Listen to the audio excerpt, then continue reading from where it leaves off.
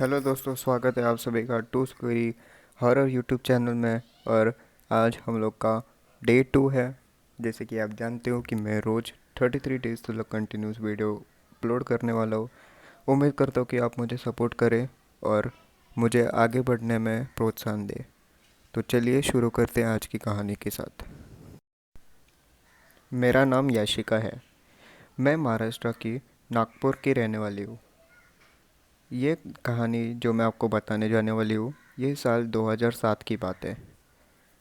मैं तब third class में पढ़ा करती थी। मेरा एक छोटा भाई और दो बड़ी बहनें भी हैं।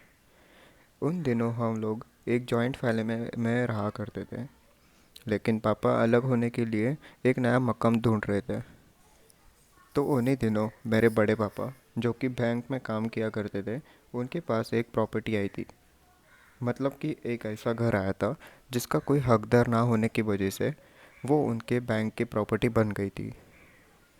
वो 2 मंजिला घर था, जो कि बहुत ही बड़ा और सुंदर था और मेन रोड पे था। घर के नीचे ही एक देवी का छोटी मंदिर भी बना था। और वो घर पापा की दुकान के बिल्कुल पास में था। हमें वो घर बहुत पसंद आ गया था और हमने वो घर खरीद लिया। जब हम पहली बार उस घर में गए और ताला खोला, तब देखा कि घर के अंदर बहुत सारा सामान और फर्नीचर पड़ा हुआ था। तो हम अपने सब जानने वाले लोगों और रिश्तेदारों को भी उस घर में ले गए। उन्होंने उस सामान में से ठीक ठाक सामान निकाल लिया और अपने साथ ले गए। लेकिन उस सामान में हमें एक आदमी की तस्वीर भी मिली। बहुत ही डरावनी तस्वीर थी। हमने वो तस्वीर फेंक दी। हम उस घर में रहने लगे। शुरू के कुछ महीने तो सब कुछ ठीक चल रहा था। पापा ने भी घर के पीछे रेती सीमेंट की दुकान डाल दी और अपने एक कज़िन को संभालने दे दी थी। सब अच्छा चल रहा था। फिर एक दिन मम्मी ऊपर छत पे गई थी।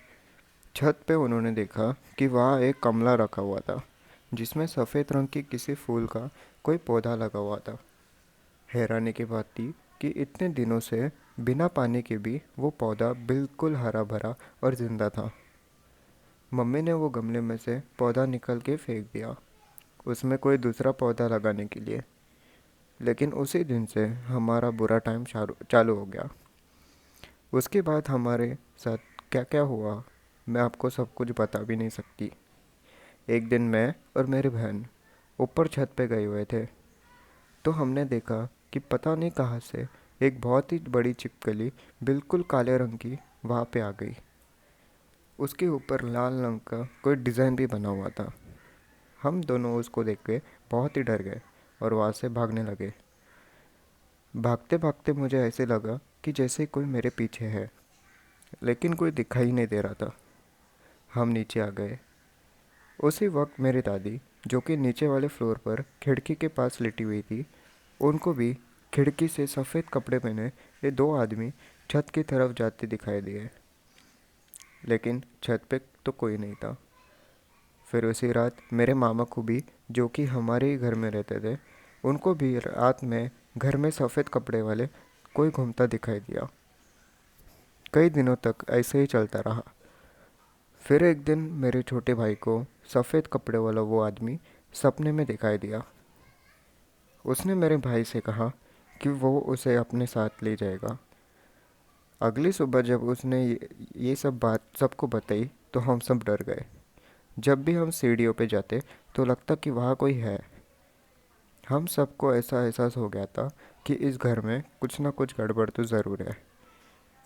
हमें अब उस घर में बहुत ही डर लगने लगा था। तो एक दिन पापा ने घर में किसी भूत भगाने वाले को बुलाया। तो वो भी घर में उस देवी के पीछे छुप गया और वो से भाग गया। लेकिन वो मंदिर भी मंदिर नहीं था। हमें वहाँ भी बहुत डर लगता था।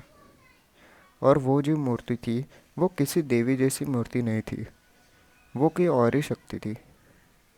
हमें इस मुसीबत से बचने का कोई ये नहीं मिल रहा था। फिर धीरे धीरे हमें आसपास के लोगों से पता चला कि सफ़ेद कपड़े वाला जो आदमी हमें दिखाई दे रहा था, उसका नाम गंगा निवास था। वो पहले उसी घर में रहता था। लोगों ने बताया कि उस आदमी की कोई औलाद नहीं थी। उसने अपने एक दोस्त को बाहर से एक पैसे उधार दिए थे, लेकिन उसके दोस्त ने उसके पैसे नहीं लौटाए और इस बात से परेशान होकर उसने खुद को फांसी लगा ली। उसके मरने के कुछ ही दिन बाद उसकी पत्नी की भी मौत हो गई। साथ ही पता चला कि उन दोनों की मौत के कुछ दिन बाद ही उसके उस दोस्त की भी मौत हो गई जिसने उसके पैसे लिए थे। उन दोनों की कोई औलाद नहीं थी, इसलिए अब वो मेरे छोटे भाई की जान लेना चाह रहे थे।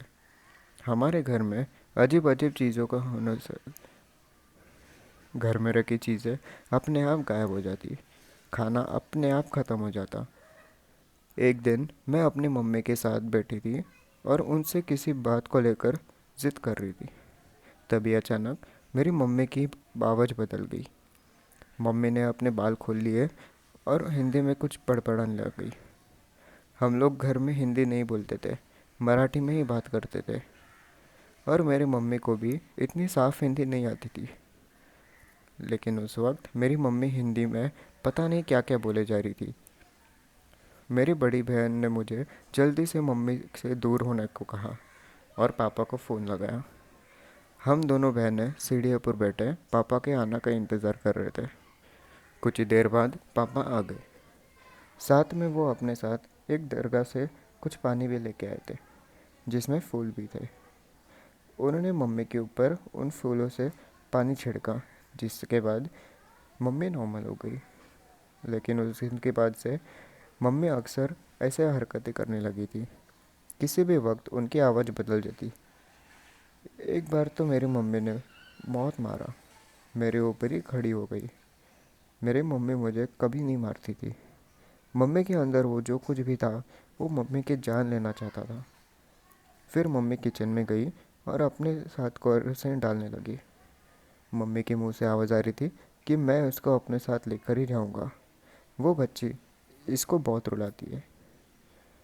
मेरे कज़िन ने किसी तरह मेरे मम्मी को रोका।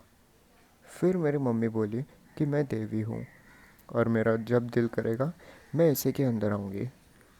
साथ ही बता दूँ कि मेरे पापा की दुकान में एक आदमी काम किया करते थे। उनके अंदर भी एक देवता आते थे।